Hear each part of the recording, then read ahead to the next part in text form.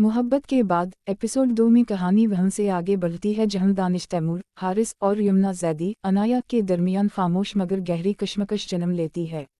अनाया अब भी अपने दिल के टूटे हुए हिस्सों को जोड़ने की कोशिश में है मगर किस्मत उसे दोबारा उसी मोड़ पर ला खड़ा करती है जहां मोहब्बत और दर्द एक दूसरे से उलझे हुए हैं। हारिस अपनी गलतियों के बोझ तले दब चुका है और अब वो सिर्फ एक मौका चाहता है, एक बार अनाया से दिल की बात कहने का, एक बार उसे समझाने का कि वो आज भी इसकी ज़िंदगी में अहम है।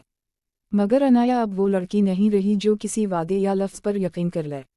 इसकी आंखों में एतिमाद के बजाय एहतियात है, दिल में उम्मीद के बजाय खौफ।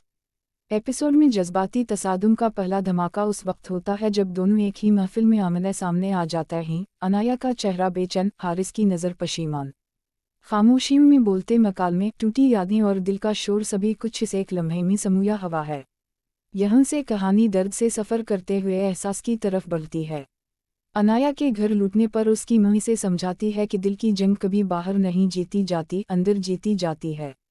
दूसरी तरफ हारिस अपने दोस्त से इतिराफ़ करता है कि इसे पहली बार समझ आया है कि किसी को खो देना सिर्फ दिख नहीं, सज़ा है।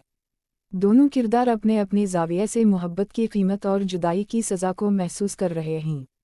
एपिसोड के आखिर में हारिस अनाया के घर के बाहर खड़ा है, हाथ में वो ख़त लिए जो वो कभी दे नहीं सका। अनाया खिड़की के पीछे से उसे देख रही है मगर दरवाज़ा खोलने की हिम्मत नहीं करती। पस मंज़र में खामोशी है, दिल की आवाज़ें हैं और वो लम्हा जो बताता है कि मोहब्बत ख़त्म नहीं होती, बस बदल जाती है।